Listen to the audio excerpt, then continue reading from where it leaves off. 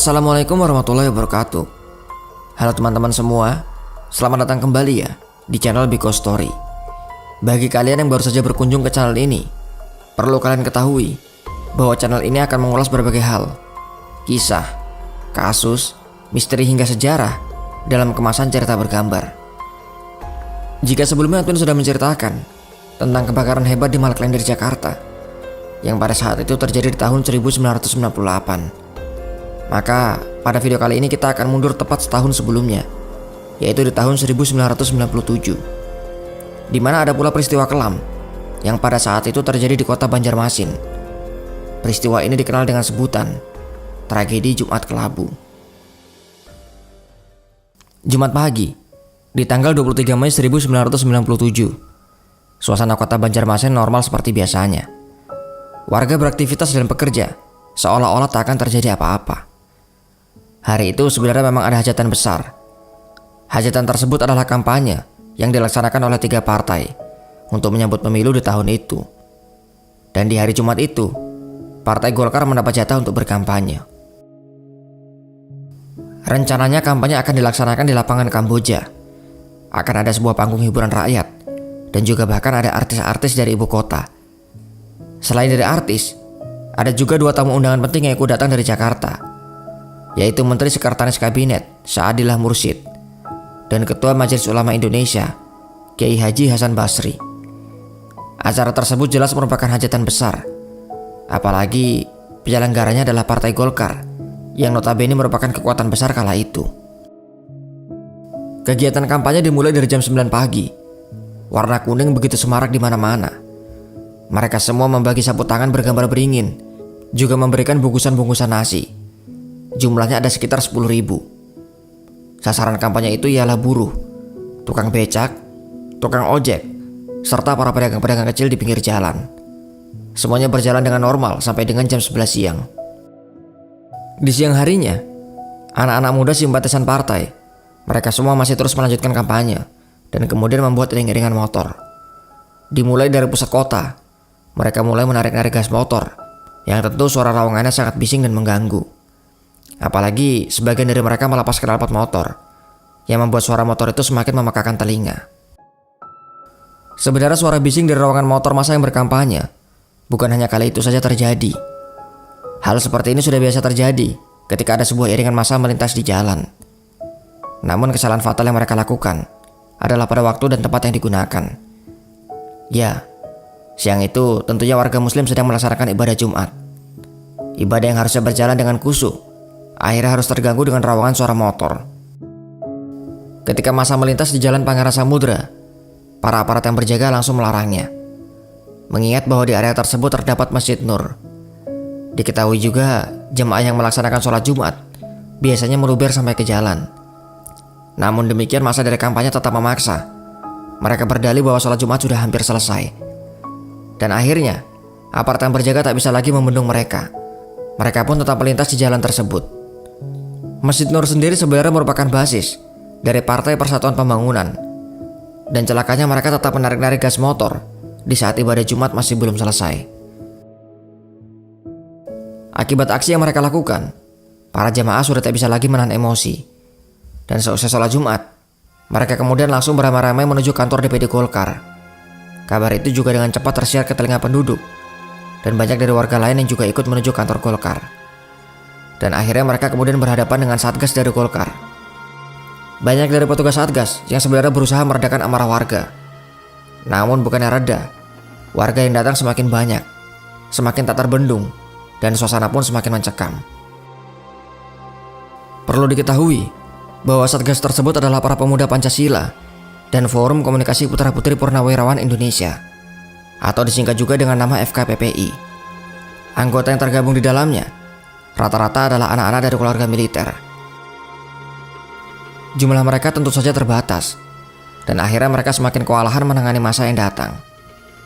Massa yang datang berlari ke arah lapangan Kamboja, tempat kampanye Golkar dilangsungkan. Di sepanjang jalan, semua bendera, spanduk, umbul-umbul, dan juga atribut lainnya langsung diturunkan dan dibakari.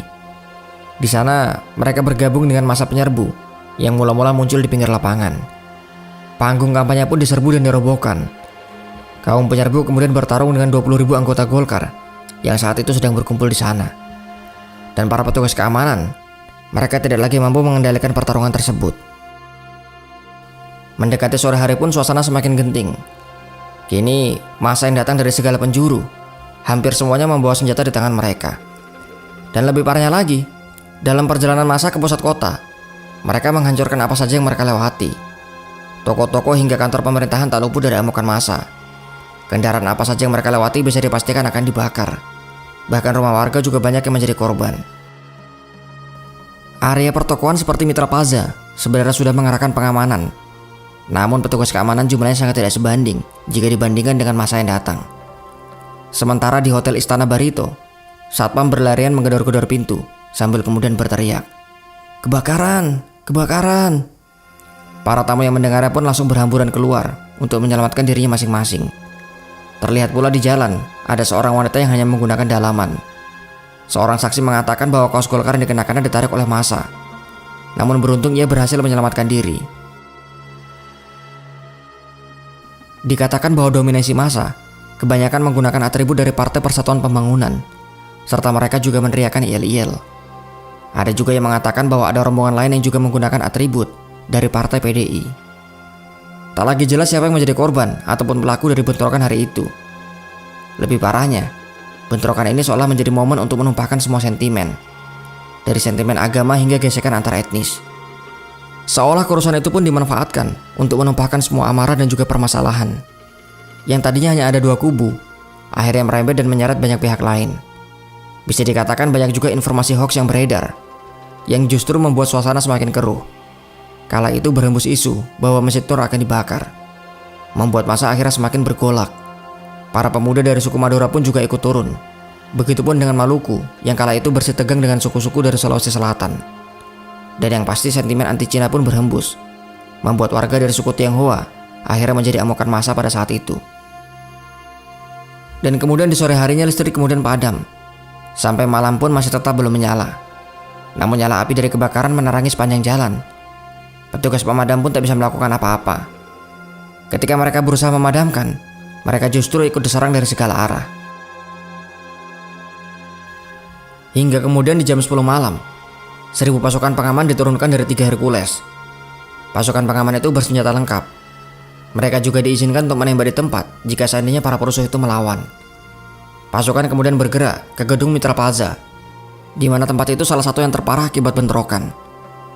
Tak lama setelahnya, kilatan dan juga ledakan dari senjata api pun menyala di tengah malam.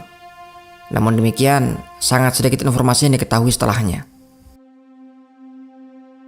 Di jam 12 malam, banyak akses jalan yang kemudian diblokir oleh warga kampung.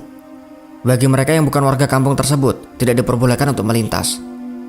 Massa yang sudah ada di pusat kota pun semakin susah untuk keluar, karena banyak akses lain yang juga diblokir oleh para petugas keamanan. Di jam 3 subuh, ribuan pasukan keamanan mulai bergerak ke kampung Kelayan.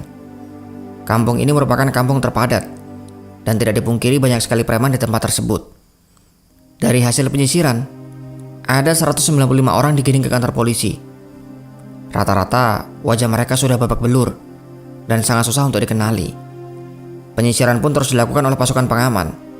Mereka juga menyisir ke perumahan Beruntung Jaya. Namun di area tersebut semua warga sudah mengamankan diri di rumah masing-masing. Dan rupanya di jam 4 subuh, datang kembali pasukan pengaman sebanyak 5 truk. Kali ini target mereka adalah menyisir kampung Teluk Tiram. Mereka memburu perusuh yang kemungkinan bisa saja bersembunyi di kampung tersebut. Namun dari semua penangkapan itu, informasi mengenai perusuh yang tertangkap atau siapa dalang di baliknya tidak diketahui. Karena pemerintahnya tertutup, tidak ada laporan yang bisa dipercaya mengenai apa yang sesungguhnya terjadi di lapangan pada saat itu. Lagi pula, berita-berita pers sangat terbatas pada masa Orde Baru. Imbas dari peristiwa ini pun sangat luar biasa. Kantor DPD Golkar sudah dipastikan terbakar. Begitupun dengan kantor instansi-instansi seperti kantor Dekdikbud, kantor Depkes, gedung PLN, gedung PDAM, kantor Pegadaian, gedung-gedung sekolah, beberapa bank, apotek-apotek dan juga banyak sekali pusat perbelanjaan. Lebih parahnya lagi tempat ibadah juga dirusak, seperti gereja dan juga kelenteng. Begitupun dengan panti jompo yang dibakar, serta banyak sekali rumah warga dan juga kendaraan yang rusak dan terbakar dalam bentrokan itu. Dan itu baru kerugian dari segi material, yang masih bisa dibeli atau diperbaiki, masih bisa dibangun kembali. Lalu, bagaimana dengan korban jiwa dari peristiwa ini? Sangat sulit untuk melacak korban dari peristiwa ini. Orang yang hilang dari peristiwa ini pun tidak bisa dipastikan apakah orang tersebut masih hidup atau mungkin sudah meninggal. Sehingga untuk menyelidiki hal tersebut, dibentuklah tim pencari fakta, yaitu Tim Pencari Fakta Yayasan Lembaga Bantuan Hukum Indonesia, atau kerap disingkat dengan nama YLBHI. Dari penelusuran yang dilakukan, korban tewas dari tragedi ini diperkirakan sekitar 123 jiwa. 118 orang mengalami luka-luka, dan ada sekitar 179 orang yang dinyatakan hilang karena peristiwa ini. Komnas HAM juga melacak korban dari peristiwa ini. Diperoleh angka yang lebih tinggi, yaitu 199 orang yang hilang. Namun kemudian 2 diantaranya berhasil ditemukan. Yang paling menjadi ironi, rata-rata korban tewas bukan karena bentrokan langsung, melainkan sebagian dari mereka terbakar dalam rumah ataupun ruko. Mengingat peristiwa ini sendiri berlangsung selama semalam penuh sampai dengan dini hari. Peristiwa berdarah yang disebut sebagai tragedi Jumat Kelabu dilabeli sebagai peristiwa terparah yang terjadi di kota Banjarmasin. Dan tidak hanya itu, peristiwa ini juga merupakan salah satu yang terburuk dalam sejarah pesta demokrasi yang ada di Indonesia. Banyak pendapat yang mengatakan bahwa peristiwa ini dipicu karena kurangnya toleransi, karena tidak menghargai antara satu pihak dengan pihak yang lain, dan sepertinya memang itulah salah satu pemicunya. Namun beberapa pengamat mengatakan bahwa peristiwa ini juga sebenarnya dilatar belakangi oleh ketidakpuasan masyarakat terhadap pemerintah. Jika kalian memiliki informasi lain atau punya pendapat yang berbeda dari peristiwa ini, silahkan tuangkan pendapat kalian dalam kolom komentar di bawah. Sampai di sini kisah yang bisa admin sampaikan. Sampai jumpa kembali di video selanjutnya. Wassalamualaikum warahmatullahi wabarakatuh.